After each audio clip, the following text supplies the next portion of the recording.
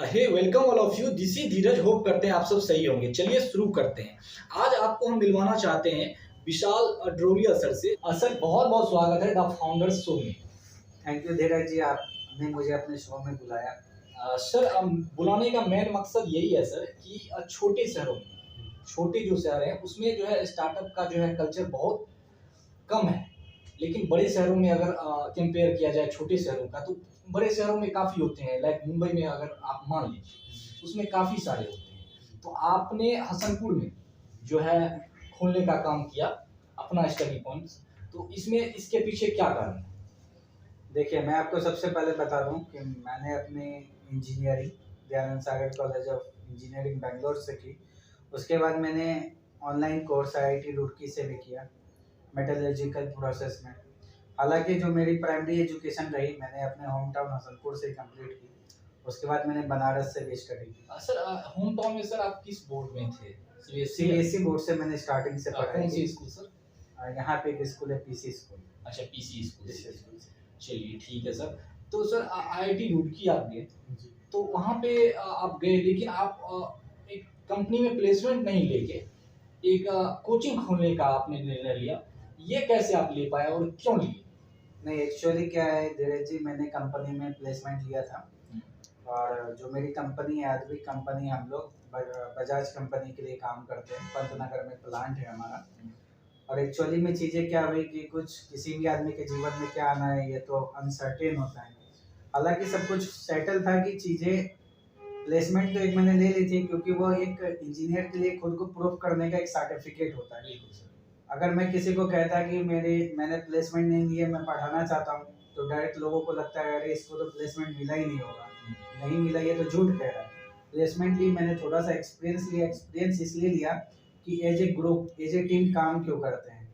क्योंकि जैसे भी हम लोग कोई भी एकेडमी चलाते हैं, तो वहाँ अगर कोई बोले कि एक टीचर पे, एक डायरेक्टर पे वो एकेडमी चलता है, तो एकदम गलत बात है। हमारे जो भी सपोर्टिंग टीचिंग स्टाफ और नॉन टीचिंग स्टाफ है, सभी के सपोर्ट से चलता है।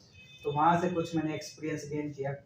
और उसके बाद एक मेरा सपना था कि, क्योंकि मैंने बहुत डिफरेंट शहरों का दौरा किया है और अलग अलग शहरों में रह के पढ़ाई की है, तो मुझे कहीं ना कहीं ये समझ में आया कि बड़ी शहर है तो डेवलप है, लेकिन हमारा जो छोटा शहर है वो डेवलप नहीं हो पा रहा है। इसका एक कारण है क्या है कि जो लोग गांव में पढ़ लेते हैं, पढ़ने के बाद वो शहर में चले जाते हैं, उनको कंफर्ट मिलता है, उनका इनकम हो रहा है, तो वो गांव की तरफ आना नहीं चाहते। लेकिन कहीं ना कहीं अगर मैं देखूं, 100 बच्चे हैं, 100 बच्चे में ऐसे 2-3 ही बच्चे हो पाते, बाकी का जो गांव है अभी भी पिछड़ता जा रहा है। तो क्योंकि मुझे बचपन से ही पढ़ाने में इंटरेस्ट रहा, तो मैंने सोचा कि शहर में पढ़ाने से अच्छा है क्यों ना अपने होम टाउन में पढ़ाया जाए, कि जहाँ पे कुछ कल्चर में हम लोग बदलाव ला सके। अच्छा सर, तो आप कैसे, मतलब ऑनलाइन पढ़ाते हैं या ऑफलाइन पढ़ाने का काम करते हैं? दोनों, ऑनलाइन ऑफलाइन दोनों पढ़ाने का काम करते हैं। और आप इंडिया की एक ऑनलाइन कंपनी आप कह लो, ईटेक कंपनी कह लो, या प्लेटफॉर्म कह लो, अनअकैडमी, हाँ वो तो है उस पर मैंने पढ़ाया। और मैं नीट के लिए फिजिक्स की क्लासेस करवाता हूँ उस पर। और फिलहाल मैं अभी आपको प्राइवेट ट्यूशन भी ऑनलाइन, जो इंडिया के मेरे, आप मुंबई से, बेंगलोर से, दिल्ली से और पटना से, ये 4 मेजर सेंटर हैं जहाँ से मेरे ऑनलाइन बच्चे हैं। उसके बाद देहरादून में भी हम एजुकेशन ऑनलाइन प्रोवाइड करने का काम करते हैं। ये सर आप अनअकैडमी पे करते हो या अपना खुद का जो है एप्लीकेशन है सर? नहीं, अभी मैंने खुद के एप्लीकेशन पे इसको काम करना शुरू किया है। और आप गूगल प्ले स्टोर खोलेंगे तो ड्रोलियाज, अगर हमारे व्यूअर नहीं समझ पा रहे तो ड्रोलियाज, पोस्ट ऑफिस एस लगाना पड़ेगा। स्पेलिंग के साथ आप बता दो। हाँ बिल्कुल, DROLI post office S, study STUDY POINT। तो हमारा जो टैग लाइन है, सुनहरे कल की उड़ान। तो हो सकता है कि आपको स्टडी पॉइंट बहुत सारे मिल जाए, लेकिन सुनहरे कल की उड़ान, ये हमारा टैगलाइन। और इसको मैंने काफी सोच समझ के रखा है। सुनहरे कल की उड़ान, कहीं ना कहीं बस ये दो, आपको 2 से 4 जो शब्द है, ये मोटिवेशन देते हैं कि भाई हमारा जो फ्यूचर है, that should be like a gold and we should shine like a gold. तो ये मोटिवेशन देने का काम करता है। एक मतलब बच्चों को मोटिवेशन मिलता है और मोटिवेट हाँ। है, इसके इसके वजह से आपने ये। और साथ साथ मुझे भी मोटिवेशन मिलता रहे कि जो मेरा टारगेट है, जो मेरा गोल है, उसको मैं अचीव कर पाऊँ। अच्छा सर, आप तो ऑनलाइन पढ़ाते हो, अभी भी शायद अनअकैडमी पे आप ऑनलाइन हो या मतलब आप उस वहाँ से हट गए हो? अनअकैडमी पे कुछ रीजन से मैंने डिसकंटिन्यू कर दिया है फिलहाल। तो अभी मैं फिलहाल कंटिन्यू नहीं हूँ अनअकैडमी पे। और चीज़ें अगर सही होंगी तो शायद फिर से कंटिन्यू होंगे, और नहीं होंगी तो शायद नहीं होंगे। तो आपके जो स्टूडेंट हैं, जो भी हो, दिल्ली हो या किसी भी सिटी के हो, वो जो आपसे संपर्क करना चाहे ऑनलाइन, तो कैसे करे? आपके एप्लीकेशन के थ्रू ही करे या मतलब अनअकैडमी को छोड़ दें? नहीं, अगर उनको मेरे से प्राइवेट क्लास लेनी है, तो कोई थर्ड पार्टी से अच्छा है कि वो मेरे डायरेक्ट ऐप पे मुझसे कांटेक्ट करें, या हमारा एड्रेस जानते हैं, या मोबाइल नंबर है, या व्हाट्सएप है, या फेसबुक अकाउंट है, तो कहीं भी कांटेक्ट किया जा सकता है। तो सर आपका किस तरह का रहता है पढ़ाने का ऑनलाइन में तरीका? लाइक ज़ूम ऐप पे करते हैं या किस ऐप के थ्रू आप करने का काम करते हैं? हाँ, ऑनलाइन पढ़ाने का तरीका हम एप्लीकेशन से भी करते हैं अपने, और जूम से भी करते हैं ज़ूम फिलहाल से तो। भी करते हैं। जी, बिल्कुल। तो सर मटेरियल्स वगैरह जो होता है स्टूडेंट के लिए, हाँ, हाँ, वो तो बहुत इम्पोर्टेंट होता है। बिल्कुल। वो कैसे करने का काम करते तो जो मटेरियल, जो भी पीडीएफ रहते हैं, जो भी नोट्स होते हैं बच्चों के, टेस्ट होते हैं, तो उन टेस्ट को हम लोग क्या है, टेस्ट जब भी हम ऑर्गेनाइज करते हैं, तो टेस्ट ऑर्गेनाइज करने के दौरान में चीज़ें जो भी हैं, हम क्या है 2-3 अलग-अलग अकाउंट से ऐड करके उसको वॉच करने का काम करते हैं। कैमरा ऑन एकदम नेसेसरी, अगर टेस्ट में किसी भी कैंडिडेट का कैमरा 30 सेकंड से ज़्यादा के लिए ऑफ हो जाता है, तो हम उसे डिस्क्वालीफाई कर देते हैं, और अल्टीमेट उसे हम जीरो मान देते हैं। हो सकता है शायद उसने गूगल पे सर्च किया हो, जो भी कारण रहा उससे हमें मतलब नहीं होता। बाकी जो नोट्स है वो पीडीएफ के फॉर्म में हम शेयर करते हैं बच्चों के साथ। सर आपके एप्लीकेशन के थ्रू जो बच्चे पढ़ेंगे, जी, वो सर लाइव पढ़ेंगे या आपके रिकॉर्डेड लेक्चर होंगे उससे पढ़ेंगे? फिलहाल जो एप्लीकेशन के थ्रू अगर मास नंबर में अगर बच्चे पढ़ना चाहते हैं, वो तो रिकॉर्डेड वीडियो उनके लिए फिलहाल अवेलेबल है, और जो इंडिविजुअल आपके पढ़ना पढ़ना चाहते हैं वो लाइव पढ़ लेते वो हैं? लाइव पढ़ लेते हैं। अच्छा, इस तरह का रहता है। सर ऑफलाइन में किस तरह का आपका रहता है पढ़ाने का तरीका? ऑफलाइन की अगर बात करूँ मैं, ऑनली के ऑनलाइन की अगर बात करूँ, तो उसमें मेनली हमारा फोकस रहता है नीट जेईई, और उसमें भी खास करके जो फिजिक्स और केमिस्ट्री चाहते हैं, और फिजिक्स और केमिस्ट्री में नीट और आपको आईआईटी जेईई को प्रोवाइड कर पाता हूँ। उसके अलावा मैं अगर कोई बोले मैथ्स पढ़ा दो भाई, तो वो नहीं हो सकता है, फिजिक्स केमिस्ट्री पढ़ा देता हूँ। उसके अलावा जो ऑफलाइन सेंटर है हमारा, यहाँ पे आपको क्लास 5 से लेकर क्लास 12 तक आपके सीबीएसई की क्लास चलती है, और बिहार बोर्ड की मैं बात करूँ तो सिर्फ 10, 11 और 12 हम पढ़ाते हैं, क्योंकि सीबीएसई में 5 to 12 पढ़ाने का काम करते हैं। सर एक बात और हम आपसे पूछना चाहेंगे। आपने कहा बिहार बोर्ड जो है उसके आप 10th और 12th के जो भी बच्चे हैं उन्हें पढ़ाने का काम करते हैं, लेकिन जो सीबीएसई के उससे जो है 5 से लेकर 12 तक को पढ़ाने का आप काम करते हैं। तो बिहार बोर्ड के जो 5 से लेकर 12 तक के बच्चे हैं, आप 10 12 को तो पढ़ा ही देते हो, 5 से लेकर 10 तक के जो बच्चे हैं उन्हें क्यों नहीं पढ़ाते? उनका क्या कारण है? 10th को हम पढ़ाते हैं, 10th से पहले नहीं पढ़ा पाते। एक तो देखिए कि मेरी जो प्राइमरी एजुकेशन है खुद सीबीएसई से हुई है, और जो क्षेत्र में मैं हूँ यहाँ पे देखता हूँ कि बिहार बोर्ड के आपको कई सारे कोचिंग मिल रहे हैं। तो कहीं न कहीं मैं इस बात को एज़ ए टीचर सोचता हूँ कि जो फैसिलिटी बच्चों के पास है, तो हर टीचर ही अच्छा है। बच्चों के साथ क्या होता है कि जिनको कॉन्सेप्ट जिस टीचर का समझ में आ गया, वो उनके लिए अच्छा है, जिनका नहीं आया वो कम अच्छा है। अच्छे सब टीचर है, लेकिन बिहार बोर्ड के रिसोर्स अवेलेबल हैं, लेकिन उतने रिसोर्स हमारे सीबीएसई के अवेलेबल नहीं है। सबसे बड़ा कारण, अगर सीबीएसई के क्लास 5 के बच्चे को अगर ट्यूशन लेना है, तो उसके पास ऑप्शन है होम ट्यूशन का। एक टीचर होम ट्यूशन लेने जाता है तो वो 2500 से 3000 तक चार्ज करता है, जो कि किसी भी गार्जियन के लिए बहुत बल्क अमाउंट है। एक तो स्कूल की फी पे करो, उसके बाद बच्चा आपका ट्रांसपोर्ट जा रहा है, मतलब स्कूल बस से स्कूल जा रहा है, उतना मतलब आप समझो कि बर्डन लेने के बाद अगर 2 से 3000 रुपये अगर किसी गार्जियन को क्लास 5 के बच्चे के लिए पे करना पड़ रहा है, तो वो काफ़ी बर्डन का चीज़ है। और ये समस्या हमेशा से रही है, मैंने देखा है। तो इस समस्या को कि भाई गार्जियन को ऐसा नहीं लगे कि पढ़ाना एक मुश्किल काम है, बल्कि गार्जियन को ऐसा लगे कि पढ़ाना आसान काम है, बस हमें क्या है बच्चे को सही जगह पे पहुँचाना है। तो ये मेरा सबसे बड़ा मोटिव है कि जो मैं सीबीएसई पे क्लास 5 से कर रहा हूँ, और बिहार बोर्ड पे 10th से कर रहा हूँ। सर ये आपने बता दिया फाइनेंशियल कंडीशन अगर उसके तरह का नहीं रहता है तो उस वजह से आप बल्क अमाउंट में बच्चे को नहीं पढ़ाते हैं, ठीक ना? आप कम अमाउंट में बच्चे को पढ़ाते हैं, लेकिन फोकस ज़्यादा करते हैं। देखिए फाइनेंशियल कंडीशन नहीं, अगर मैं बात करूँ, एक गांव है हमारा बैलोन, यहाँ पे सतला के पास एक गांव है बैलोन। बच्चे का नाम था मनीष कुमार, और उनके पिताजी का देहांत हो गया था। जब मैं एक बार प्रचार के लिए उस गांव में गया था, तो मुझे पता चला, मेरे स्टूडेंट ने कहा कि भैया ये तो पढ़ना चाहता है, लेकिन फाइनेंशियल कंडीशन नहीं है, पिताजी है नहीं, कॉपी किताब भी नहीं खरीद सकता। मैंने बच्चा से पूछा कि पढ़ना चाहते हो? बच्चा बोला हाँ पढ़ना चाहते हैं। उसकी मदर भी बोली पढ़ाना चाहते हैं सर, मेरे पास पैसा नहीं। और उसको क्लास 11 मैंने पूरा फ्री में पढ़ाया, अपने साइड से कॉपी पेन दे के, बुक अवेलेबल करा के। तो अगर किसी बच्चे को लगता है कि अगर वो सच में जेन्युइन, ऐसा नहीं कि यहाँ बोल रहा है कि भैया पैसा नहीं है, बाहर समोसे खा रहा है, तो उसको हम नहीं बोल सकते, वैसे भी बहुत लोग हैं जो सच में जिनके पास प्रॉब्लम है, उनके लिए मैं आज नहीं कहता हूँ, चाहे वो किसी भी बोर्ड के हों, किसी भी क्लास के हों, स्टडी पॉइंट हमेशा फ्री ऑफ कॉस्ट एजुकेशन भी प्रोवाइड करेगा। लेकिन जेन्युइन रीजन होना चाहिए, उससे मुझे मतलब वेरीफाइड करना पड़ेगा सच में प्रॉब्लम है बच्चे को। मैं एक क्लास छोड़ दूँ आपको, मैं उसको लाइफ टाइम फ्री पढ़ा दूंगा। सर एक चीज और हम आपके साथ रखना चाहेंगे, आप नहीं इस बात को अभी पढ़ाते हैं 10 से लेकर 12 तक, लेकिन जो भी बिहार बोर्ड के बच्चे हैं, ठीक ना, वो तो हमारे देश के ही बच्चे हैं, वो तो कहीं से आए नहीं हैं, लेकिन उसका इंग्लिश का जो कोर्स होता है, इंग्लिश का जो लैंग्वेज होता है, चाहे स्पीकिंग कोर्स हो या राइटिंग हो, जो भी हो, वो बहुत वीक होता है। तो इस पे आपका मतलब क्या कहना है? देखिए सर, किसी भी चीज़ का दो इशू होता है, एक तो बच्चे का इंटरेस्ट नहीं जगाना, और एक तो होता है कि बच्चे को अवेयर नहीं करना। बिहार बोर्ड में मेन समस्या ये है कि जो भी टीचर पढ़ा रहे हैं, हमारे रिस्पेक्टेड जो भी टीचर बिहार बोर्ड को पढ़ा रहे हैं, वो सबसे पहले बच्चे को ये बता देते हैं कि बाबा तुम इंग्लिश का टेंशन मत लो, इंग्लिश 10th बोर्ड में थोड़ी आ रहा है, कंपल्सरी नहीं है। कंपलसरी नहीं है। तो जहाँ मार्क्स की बात नहीं है तो बच्चे को इंटरेस्ट आना नहीं। अब टीचर को बताना पड़ेगा ना कि बाबू इंग्लिश क्यों इम्पोर्टेंट है। अगर कोई टीचर इंग्लिश में पढ़ा रहा है तो यहाँ के समाज की, बहुत लोगों की, पूरे समाज की नहीं बात कर सकते हैं, लेकिन कुछ लोग हैं ऐसे भी, उनकी मेंटेलिटी होती है देखिए इंग्लिश झाड़े छे। बच्चा घर पे गया, अगर मम्मी को बोला कि मुझे दूध की जगह मिल्क दे दो, तो उसके आसपास के 4 बच्चे बोलते हैं अरे तू ज्यादा इंग्लिश झाड़े छे, एग्जाम्पल। तो बच्चे का मोटिवेशन वहीं डाउन हो जाता है। तो ये तो सबसे पहले हर टीचर की रिस्पॉन्सिबिलिटी है कि ये ना बोल के कि बाबू ये कंपलसरी नहीं है तो बाद में देख लेना। वही बच्चे जब 12 में आते हैं सर, तो उनको 10th तक नहीं आता जो कि सीबीएसई के 4-5 के बच्चे को आता है। तो गैप तो यही सबसे बड़ा क्रिएट हो रहा है। तो मैं सब टीचर से आपके शो के माध्यम से मतलब रिक्वेस्ट करता हूँ कि किसी बच्चे को ऐसा मत बोलो कि भाई एग्जाम में नहीं आ रहा है तो मत करना है, बाद में करेंगे।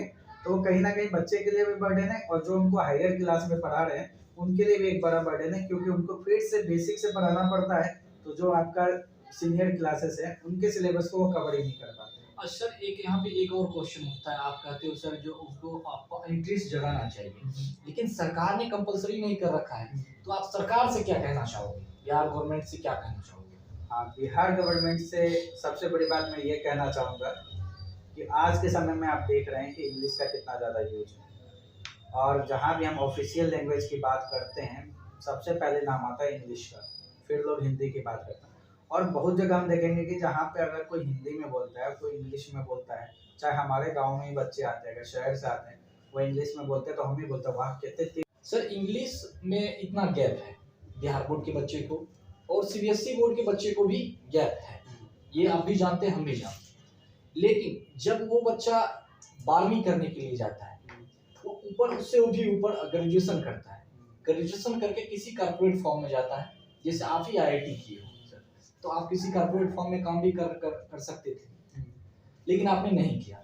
लेकिन वहाँ पे सर आप ये जानते हैं, कॉलेज में भी और उस कॉर्पोरेट में भी लाइफ में इंग्लिश का बहुत बड़ा जरूरत पड़ता है, बहुत बड़ा नीड होता है।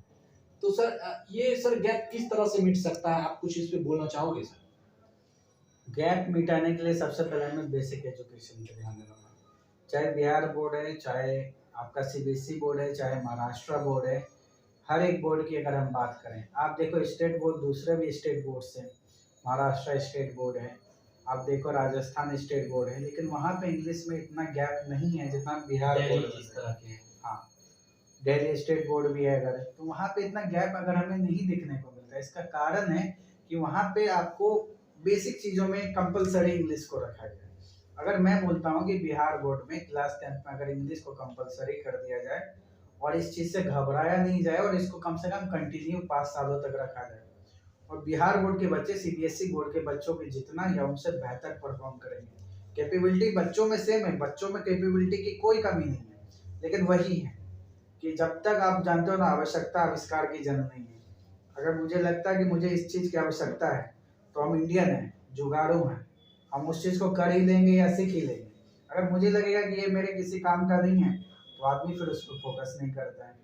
सर एक चीज एक और हो जाता है कि हमारे सोसाइटी में जो है हिंदी बोला जाता है, ठीक ना, मैथिली बोला जाता है, तो हर हमेशा बोल नहीं सकते, तो इसका कारण ये भी हो सकता है, आई थिंक, मुझे लग रहा है।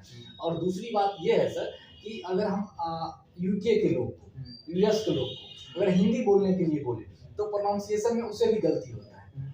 अगर हिंदी बोलने में तो हम लोग इंग्लिश बोलते हैं तो प्रोनाउंसिएशन में हमें भी गलती होता है। आई थिंक अभी हम कितना बोलेंगे, अभी भी गलती बोले होंगे, बहुत सारी चीजें होंगी। तो इसमें हमें लगता है इसमें कोई गलती नहीं है बातें कि प्रोनाउंसिएशन में गलत कुछ बोल दिए तो हम पूर्ण रूप से गलत ही होंगे, क्योंकि हमारा ये भाषा नहीं है, ठीक ना, हम इसे अडॉप्ट कर रहे हैं। अच्छी भाषा है, ग्लोबल भाषा है, ठीक ना, ये ग्लोबल लैंग्वेज है, इस वजह से हम लोग इसे अडॉप्ट कर रहे हैं। तो प्रोनाउंसिएशन में अगर किसी को गलती हो जाता है, उसके कारण हेजिटेशन होता है, तो क्या नहीं होना चाहिए या क्या करना चाहिए उसे? देखिए, प्रोनाउंसिएशन मिस्टेक है, कोई दिक्कत नहीं, वो सीखने से आएगा।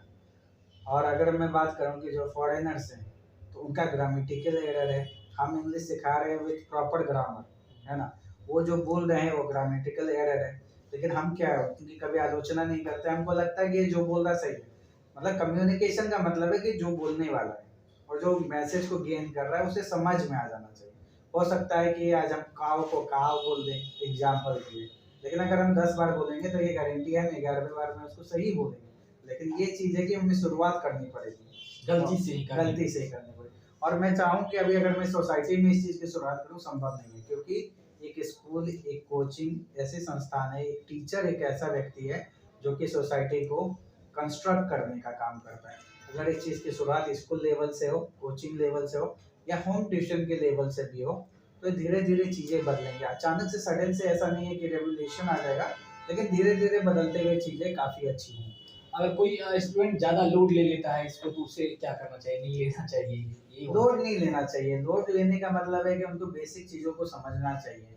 और लोड लेने से देखिए, कभी लोड लेना किसी भी चीज़ का रिजल्ट नहीं है। अगर उस पे हार्ड वर्क करें तो वो उनके लिए बेहतर है। चलिए सर, आप इतना अच्छा काम कर रहे हैं, इतना अच्छा स्टार्टअप किए हैं इस छोटे शहरों में, और इन छोटे शहरों में जो भी बच्चे हैं उनके लिए इतना अच्छा काम कर रहे हैं, इसके लिए आपको दिल से बहुत बहुत धन्यवाद। और हम दूसरा क्वेश्चन पूछना चाहेंगे सर कि आपका सर आप फैमिली का किस तरह का स्टेटस रहा है, फैमिली का बैकग्राउंड किस तरह का रहा है सर? फैमिली बैकग्राउंड मेरा मिडिल क्लास रहा है। मेरे फादर एक बिजनेसमैन है और मैं मारवाड़ी सोसाइटी या कल्चर आप कह लो, वहाँ से आता हूँ। और बेसिकली क्या है कि हमें बचपन से एक ही चीज़ सिखाया गया है। आप जानते होंगे कि मारवाड़ी में मैक्सिमम लोग क्या है, धंधा धंधा जिसको बोले कि गलत मायने में ना समझा जाए ऑडियंस के द्वारा, तो मतलब बिजनेस करना, दुकानदारी करना। और ऐसे बैकग्राउंड से आके अगर मैं यहाँ पे एजुकेशन प्रोवाइड कर रहा हूँ तो लोगों को भी आश्चर्य होता है कि भाई तुम तो आराम से दुकान करके कर सकते थे, तो तुम इस लाइन में हो। तो इसका मतलब है बहुत से पेरेंट्स को मेरे पे इसलिए भी विश्वास है कि ये बंदा अपने जो इनका रेगुलर फील्ड है या कल्चरल फील्ड है उससे थोड़ा अलग काम कर रहा है, तो ये जरूर कुछ करेगा। आलोचना भी तो होता होगा सर, क्रिटिसिज्म तो हर किसी का होता है। आपका सर, आप जैसे आईआईटी रुड़की से आपने किया और उसके बाद आपने एजुकेशन फील्ड में आ गए, आपने टीचिंग लाइन में आ गए, तो इसका किस तरह का रहा है? जो लोग आते होंगे ना जो उसको नहीं मिला होगा, ये सोसाइटी किस तरह से रिएक्ट करता है? ये बिल्कुल ये सुनने आता है कि एक तो सबसे पहले लोग तो ये नहीं मानते हैं कि भाई इसने आईआईटी से कोर्स भी किया है, वो आपने वीडियो में एडवर्टाइज कर दीजिएगा, सर्टिफिकेट आपने देख लिया। और बोलने वाले कुछ भी बोलेंगे। अब ये बोलने वाले ये भी नहीं मानेंगे कि इसने काम किया है। यहाँ तक बहुत से लोग बोल देते हैं जब काम करता तो काहे छोड़ के आए। तो लोगों का अपना पर्सपेक्टिव है और इस पर मैं ध्यान नहीं देता हूँ। देखिए, जब भी आप आगे बढ़ेंगे तो आपको खींचने वाले 100 लोग पीछे हैं। अगर मैं इस बात से घबरा जाऊँ तो जो मेरा एम है, जो मेरा गोल है, वो कभी पूरा नहीं हो सकता। तो जो मैं हूँ वो मेरी फैमिली जानती है। सबसे पहले मैं अपने लाइफ में सबसे ज़्यादा प्राथमिकता अपनी फैमिली को देता हूँ। अगर मैं सही हूँ तो मेरी फैमिली जानती है, मैं गलत हूँ तो मेरी फैमिली जानती है। अगर मैं गलत हूँ तो सामने वाला मुझे साबित कर सकता। और वैसे भी आज क्या है, सोशल जमाना है, तो अगर एक्सपोज किसी को करना होता तो कब का लोग एक्सपोज कर दिया होते हैं।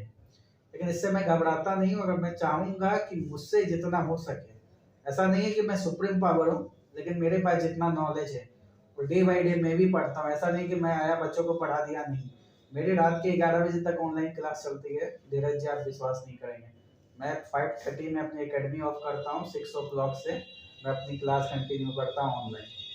तो बस एक ही एम है कि जितना मैंने सीखा है अलग अलग देश के अलग अलग सिटी से, जितना मेरा एक्सपीरियंस है, और सेल्फ स्टडी मैं अभी भी करता हूँ हर दिन कम से कम 1 घंटे। सेल्फ स्टडी सर कितना महत्व रखता है किसी के लाइफ के लिए? देखिए सेल्फ स्टडी बहुत ज़्यादा महत्व रखते हैं। एक तो लोग का प्रोस्पेक्टिव होता है कि टीचर है, क्वेश्चन पूछे, फंसना नहीं चाहिए। लेकिन ये ऑब्वियस सी बात है कि टीचर भी एक ह्यूमन बीइंग है, इंसान है। ज़रूरी नहीं है कि उसको हर चीज़ें याद हो, लेकिन एक टीचर तभी अच्छा कहलाता है जो मैक्सिमम क्वेश्चन का आंसर कर दे। मैक्सिमम मतलब समाज उस टीचर को अच्छा मानती है जो 99.9% क्वेश्चन का जवाब दे सके। सर एक एक क्वेश्चन यहाँ पे ये भी उत्पन्न होता है सर, जैसे आप किसी बच्चा हम्म। कोई भी स्टूडेंट हो, आपसे क्वेश्चन किया, मान लेते हैं 7 क्लास का स्टूडेंट है, आपसे क्वेश्चन किया और आपको वो नहीं पता हो या पता हो या भूल गए, तो सर कैसे रिएक्ट करते हो आप? डायरेक्ट बोल देते हो ये हम कल बता देंगे, या मैं भूल रहा हूँ, या किस नहीं देखिए, अगर 7 क्लास का बच्चा कोई को डाउट पूछता है तो मुझे नहीं लगता कि कभी मुझे 7 में डाउट में दिक्कत आएगा।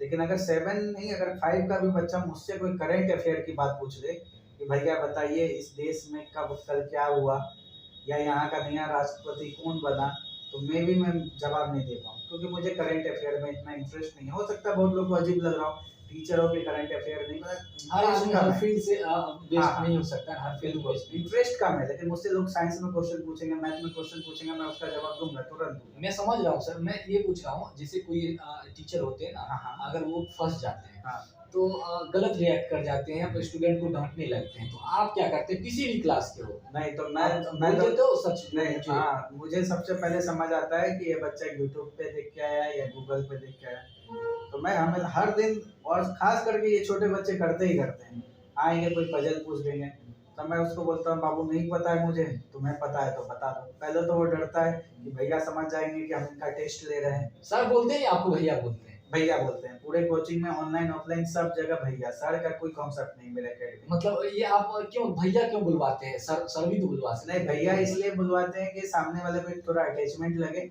और उनको लगे कि मेरा भाई जैसा कोई पढ़ा रहा है। डर नहीं, सर वर्ड ही एक ऐसा है जहाँ पे गैप बन जाता है। अच्छा। चाहे हम पढ़ते थे चाहे अभी गैप लगता है। अच्छा। भैया ऐसा एक वर्ड है कि उनको लगता है कि नहीं चलो हमारे फैमिली के कोई हैं जो कि हमको पढ़ाने का काम कर रहे हैं, तो गैप जितना कम होगा बच्चे और टीचर में उतना अच्छा है दोनों के लिए। एक अमन अमन दत्तवाल है, हाँ। उन्हें भी सब भैया भैया बोलते हैं, हाँ। तो वो भी काफी अच्छा लगता है, तो हाँ। उनसे इंस्पायर हुए या आपको खुद को ऐसा लगा? नहीं, खुद को कॉन्सेप्ट है, क्योंकि जब मैंने पहला बैच क्रैश कोर्स का स्टार्ट किया था और मेरी ज़्यादा उम्र नहीं है, अभी मैंने 26 कंप्लीट किया अपना, तो ज़्यादा एज का गैप नहीं लगता था, बच्चों के मुंह से अपने निकल जाता भैया, है ना।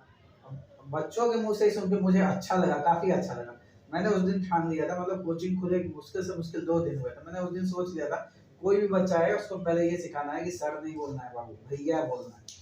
सर ये तो हो गई, तो सर इसमें जो है आपकी फैमिली की पूरी सपोर्ट रहती है? 100%। 100%। 100%। कहीं से कोई मतलब क्रिटिसिज्म नहीं मिलता है? कोई क्रिटिसिज्म नहीं है। और कभी अगर मैं बच्चों को जो नोट्स देना है, अगर मैं नोट्स को जोरेक्स नहीं कर पाता हूँ, मेरे पास टाइम नहीं, तो मैं अपनी वाइफ को दे के आ जाता हूँ कि भाई तुम कर देना। तो वो यहाँ तक अपना काम छोड़ के भी मेरे बच्चों के लिए नोट्स जोरेक्स करने का काम कर रहे हैं। तो अगर मैं डायरेक्टली पढ़ रहा हूँ, लेकिन इनडायरेक्टली भी बच्चों का बहुत लोगों को सपोर्ट है, और समझ सकते हो कि फैमिली का मुझे कितना सपोर्ट होगा। तो सर आप मैरिड हैं? हाँ, मेरे अभी 1 साल हुई शादी अच्छा, को। तो उनका सपोर्ट किस तरह का रहता है? काफी अच्छा रहता है? काफ़ी अच्छा सपोर्ट है, और बच्चों के साथ उन्हें भी मन लगता है। और मैं जूनियर क्लासेस हैं तो उन्हें कई बार वीकली 4-5 डेज उनके पास भी वो भी क्लास ले लेते अच्छा, वो भी क्लास लेती है। वो क्या किए हैं, मतलब किस तरह का एजुकेशन स्टेटस रहा है उनका? हैं। ग्रेजुएशन है बीकॉम से। अच्छा, बीकॉम से है, कॉमर्स डिपार्टमेंट। Commerce department. अच्छी है सर। तो ये तो हो गई। इन्वेस्टमेंट कितना लगा था आपको सर, ये सारी जो इंफ्रास्ट्रक्चर है यहाँ पे, और ऑनलाइन आपको खड़ा करने के लिए या ऑफलाइन जो भी है सर, इसमें आपकी इन्वेस्टमेंट कितनी लगी थी? देखिए, अलग अलग तो नहीं बता, अगर आप बोले तो टोटल वैल्यूएशन आप बताएं। बहुत जगह अगर हम वीडियो देखते हैं तो वहाँ लोग बोलते हैं कि कोचिंग में कोई इन्वेस्टमेंट नहीं है, लेकिन ये फॉल्स बात है। एटलीस्ट अगर आप 100 बच्चों का अरेंजमेंट कर रहे हो, बेंच डेस्क ले रहे हो, जगह ले रहे हो, अगर जगह अपना ओन है तब भी आपको इलेक्ट्रिसिटी, नॉन स्टाफ जो है, नॉन टीचिंग स्टाफ है, उनका भी खर्चा ले। तो मोटा मोटी जो मैंने स्टार्टिंग में किया था, और स्टार्टिंग में मेरा एकेडमी भाड़े पे था, दूसरी जगह मैंने रेंट पे लिया हुआ था, तो मोटा मोटी मुझे लगभग 2.25-2 लाख रुपए का 2 लाख रुपए का इन्वेस्टमेंट है, और ऐप मिला के मेरा। अच्छा, ऐप मिला के। जी। तो सर कितने बच्चे आपके यहाँ ऑफलाइन पढ़ते हैं सर? अभी मेरे पास 105 से 110 के करीब। मतलब कम कम ही पढ़ाते हैं? कम पढ़ाने का रीजन यही है कि कम पढ़ाने का रीजन नहीं है सर, एक्चुअली है कि बिहार बोर्ड क्लास 12 में मैंने टारगेट रखा है, तो मैं 10 से 12 ही बच्चे को पढ़ाता हूँ, मतलब कम ही पढ़ाना है। बेहतर पढ़ाता हूँ। और सीबीएसई में अभी क्या है, मुझे ज़्यादा समय नहीं हुआ, 1.5 साल हुआ है। तो ट्रुथ यही है कि अभी हम लोग धीरे धीरे एक्सपेंड कर रहे हैं, गार्जियन से कनेक्शन बना रहे हैं, अपने बारे में बता रहे हैं। तो जैसे जैसे बच्चे जानेंगे और बच्चे बढ़ेंगे, लेकिन प्राइम फोकस ये है कि जो बच्चे मेरे पास हैं वो सेटिस्फाइड होके जाए, कि अगर वो रोड पे हैं तो गार्जियन समझ जाए कि स्टडी पॉइंट का स्टूडेंट है। अगर कोई न्यू स्टूडेंट आपके साथ अगर एडमिशन लेना चाहे तो उन्हें क्या कहना चाहेंगे आप? न्यू स्टूडेंट को मैं यही कहना चाहूँगा, हम अभी क्या है 7 डेज का डेमो क्लास दे रहे हैं, और एक नई पहल मैंने शुरू की है कि 499 में अभी हम ऑल क्लास के लिए एजुकेशन ऑनलाइन प्रोवाइड कर रहे हैं पर मंथ का। तो जो नए बच्चे हैं जिन्हें लगता है कि हमें एक्सपीरियंस टीचर से पढ़ना चाहिए, जिनके पास इतना नॉलेज है कि जो मुझे इंडस्ट्री के बारे में बता दे, लाइफ के बारे में भी बता दे, और अभी जो मैं सिलेबस पढ़ रहा हूँ उसके बारे में, तो एक बार आप आके ट्राई कर सकते हैं। अच्छा लगता है तो अच्छी बात है, नहीं लगता है तो बहुत सारे ऑप्शन हैं। असल में किसी दूसरे से तो कंपेयर नहीं करना चाहूँगा, लेकिन मुझे ऐसा लगता है और मैंने जहाँ तक रिसर्च किया है तो सर आईआईटी एक अलग ब्रांड होता है, अपने देश का अलग ही ब्रांड ही है सर। तो हमें नहीं लगता इस सिटी में सर कोई आईआईटी से जो पढ़े हैं वो यहाँ पे पढ़ा रहे हैं या कुछ कर रहे हैं। हाँ बिल्कुल, ये बात है कि आईटी में अभी हमारे हसनपुर से बहुत लोग हैं, एनआईटी में तो ज़्यादा लोग हैं, आईटी का मुझे पता नहीं। हालांकि जो लोग हैं फिलहाल यहाँ पे पढ़ा नहीं रही है, तो 100% श्योर शॉट है। और मैं आपको फिर से रिवाइज करूँ, इस पर भी बहुत लोग कमेंट कर सकते हैं, मैं आपको बता देता हूँ कि मैंने कंप्लीट अपनी इंजीनियरिंग बैंगलोर से की, दयानंद सागर से, और मैंने 1 साल का कोर्स किया है आईआईटी रुड़की से। इस पे ऐसा नहीं कि कोई कमेंट बोल दे कि फॉल्स बात बता रहा है, देखिए ये भी चीजें आप सर्टिफिकेट दिखवा दो। हाँ, वो मैं सर्टिफिकेट अपना आपको दिखा सकता हूँ। तो सर्टिफिकेट तो ये हो गया सर आप प्रूफ, लेकिन आप जो नॉलेज देते हैं तो वो तो जो आएगा जो आपसे पढ़ेगा, ऑफलाइन हो या ऑनलाइन हो, तभी आपसे पता चलेगा। तो ये सारी चीजें हो गई। तो सर आप फ्यूचर का क्या प्लान है सर? फ्यूचर में आप क्या करना चाहते हैं? फ्यूचर का मेरा यही प्लान है सर कि मैं चाहूँगा मैक्सिमम जितने भी बच्चे हैं, मैक्सिमम बच्चों के लिए एजुकेशन इतना सस्ता होना चाहिए, चाहे वो किसी भी बोर्ड के हैं। एक जो गार्जियन है जो कि दिहाड़ी 200-300 रुपये कमाता है, उसका बच्चा भी पढ़ता हो, इतना ही मेरा टारगेट है। तो सर ये ऑनलाइन में आप करने वाले हैं या ऑफलाइन में करने वाले? दोनों जगह हम ये करने वाले हैं। अगर अभी मैं आपको एग्जांपल देता हूँ, यहाँ से थोड़े दूर पे बिथान है, बिथान की कुछ लड़कियाँ थी जो कि पढ़ने नहीं आ सकती थी, क्लास 10 है, बोर्ड है उनका, तो हमने उनके लिए अलग से ऑनलाइन क्लास स्टार्ट किया, एक्स्ट्रा टाइम निकाल के, ताकि बच्ची है ऐसा नहीं हो कि टीचर के अभाव में, और क्योंकि उतना दूर से आना पॉसिबल नहीं है 10 किलोमीटर, खास करके गर्ल्स के लिए, तो उनके लिए हमने ऑनलाइन क्लास स्टार्ट किया। कोई गार्जियन बोलते सर कितना फी, बोलते फी आप बाद में दीजिएगा, रिजल्ट आए तो दीजिएगा, नहीं आए तो मत दीजिएगा, क्योंकि मुझे विश्वास है लास्ट ईयर भी मेरा क्लास 10th में 96% सीबीएसई में हाईएस्ट इन द सिटी आया, और क्लास 12 में बिहार बोर्ड की बात करूँ, मेरा फर्स्ट बैच ज्योति कुमारी एक हमारी स्टूडेंट 429 मार्क्स के साथ पूरे हसनपुर में सेकेंड या थर्ड टॉपर है। अच्छा सर, तो सर एक चीज और हो जाती है, बच्चों की जो प्रॉब्लम है सर, करियर गाइडेंस आप सर क्या कैसे मतलब देने का काम करते हैं, किस तरह से आप करियर गाइडेंस देते हैं? अगर कोई स्टूडेंट है, ठीक है, आपके 10th में पढ़े है, 12th में भी आप ही से पढ़ना चाहती है, ठीक ना, तो आप उसको किस तरह से, वो अगर मैथ में तेज है तो आप क्या बोल देते हो? अगर मैथ में वो तेज है, अगर उसको बिजनेस करना है, ठीक ना, एक अलग उनको फील्ड में जाना है, तो आप क्या कहना चाहते हो उसको? कोई भी बच्चा किस सब्जेक्ट में तेज है, कमजोर है, इसके बेसिस पर उसको करियर का डिसाइड नहीं करना चाहिए। सबसे पहले इंटरेस्ट होना चाहिए। कहने का मतलब बहुत से ऐसे इंजीनियर हैं जिन्हें इंजीनियरिंग के बाद लगता है भाई मुझे ये करना नहीं है, मेरे फ्रेंड्स भी मैं जानता हूँ। तो बच्चे से मैं सबसे पहले पूछता हूँ इंटरेस्ट क्या है भाई तुम्हारा, इंटरेस्ट बताते हैं, फिर मैं सबसे पहले उस चीज़ के निगेटिव पॉइंट के बारे में बात करता हूँ। थोड़ा सा अजीब लग रहा होगा, पॉजिटिव नहीं निगेटिव पॉइंट के बारे में बात करता हूँ कि बाबू नहीं हुआ, ऐसा हो गया तो ऐसा होगा। तो तुम ऐसा भी चीज़ ले सकते हो कि जहाँ रिस्क कम हो और ये सिक्योरिटी हो या श्योरिटी हो कि तुम 40 से 50 हज़ार रुपये कमा लो। तो समझिए जिसका फाइनेंशियल कंडीशन आज के डेट में 1,000 रुपये वाला है, अगर उसके लिए 50,000 अगर हम स्टार्टिंग अमाउंट रखते हैं, क्योंकि वो बच्चा पे करके सर नहीं पढ़ सकता है, तो थोड़ा सा तो डिफरेंस है। तो उसके लिए मैं ऐसा ही सजेशन कर सकता हूँ उसकी कैपेबिलिटी को देखे कि भाई तेरा मैथ्स अच्छा है, साइंस अच्छा है, कर सकता है आईआईटी तू। लेकिन अगर किसी बच्चे का किसी मैक्सिमम केस में है मैथ्स अच्छा है, साइंस बेकार है, साइंस अच्छा है, मैथ्स बेकार है, तो उसको मैं सजेस्ट करता हूँ, उससे मैं पूछता हूँ कि भाई तेरा फाइनेंशियल कंडीशन भी क्या है। क्योंकि एक बच्चा मानो आप नीट में चला गया प्रिपरेशन करने को, उसका नीट नहीं निकला, अगर उसके पिताजी के पास आप समझो कि 10 20 30 तो नहीं, मानो 30 40 एकड़ जमीन है, तो बेच के उसको बना देगा भाई, नीट करवा देगा, डोनेशन बेसिस पे 1 करोड़ में एमबीबीएस करवा देगा। लेकिन ऐसा जो बच्चा जो कि जिसको दिन के खाने के एवरेज, अगर उसका नीट नहीं निकला सर, तो उसे कुछ ना कुछ तो करेगा, लेकिन स्ट्रगल इतना ज्यादा होगा, हो सकता है कि बीच में वो हार मान ले। तो कैपेबिलिटी देख के हम गाइड करने का काम करते हैं, और उन्हें बताओ उसका इंटरेस्ट भी आप जानने का काम सबसे पहले इंटरेस्ट ही है। अगर मुझे कोई बच्चा बोलता है कि भैया हमको यूट्यूब पे वीडियो बनाना है, भाई बनाओ, ऐसा बनाओ कि सब लोग देखें। हाँ, क्योंकि यूट्यूबर भी कम नहीं इनकम कर रहे हैं सर, हमसे तो बहुत ज्यादा और बहुत फेमस है।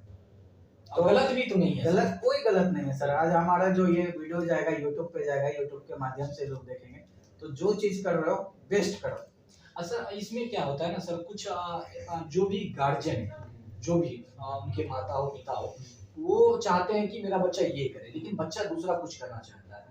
इस तरह का अगर आपके पास प्रॉब्लम आता है तो आप उसमें क्या कैसे समझाना चाहते हैं? 10th के बाद मेरे पास ऐसा मैक्सिमम केस आता है जहाँ बच्चा चाह रहा है मुझे टेक्निकल फील्ड में जा रहा है, गार्जियन बोलेगा मेडिकल में जाना है, बच्चा बोलेगा मुझे यूपीएससी की तैयारी करनी है, गार्जियन बोलेगा साइंस लो, नहीं तो समाज क्या कहेगा, तुम आर्ट्स लेके पढ़ रहा है, कहेगा आपका बच्चा तो कमजोर है, कुछ नहीं करेगा। लेकिन गार्जियन को ये समझना चाहिए कि इंडिया का जो टफेस्ट एग्जाम है यूपीएससी, और सबसे इज्जतदार नौकरी जो है यूपीएससी के थ्रू, वो आर्ट्स के थ्रू मिलती है सर।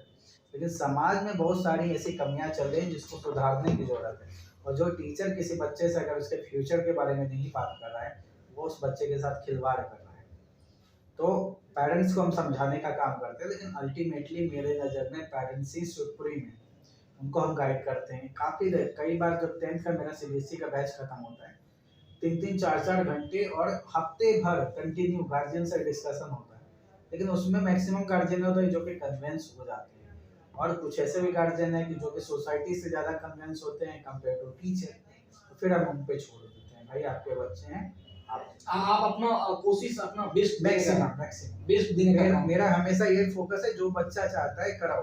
बाद में वो ये नहीं बोलेगा कि मेरे पापा ने मुझे जबरदस्ती साइंस बायो की जगह मैथ दिलवा दिया तो आज मेरा ये हाल है। अगर हम बायो लिए होते तो वो होते, तो बायो ही दिलवाऊंगा, ताकि वो अगर उसका फ्यूचर में कुछ एग्जाम्पल के लिए नहीं भी करता है तो वो अपने पेरेंट्स को ब्लेम तो नहीं करेगा, और तुम्हें भविष्य में दिक्कत होगी कि भाई मेरा बच्चा देखो कैसे बोल रहा है। तो एक तो सोशियोलॉजी भी क्या है, ये मेंटेलिटी बन जाएगी मेरा बच्चा गिरा ही नहीं है, तो ऐसा ना हो, ना फादर और चाइल्ड में गैप आए।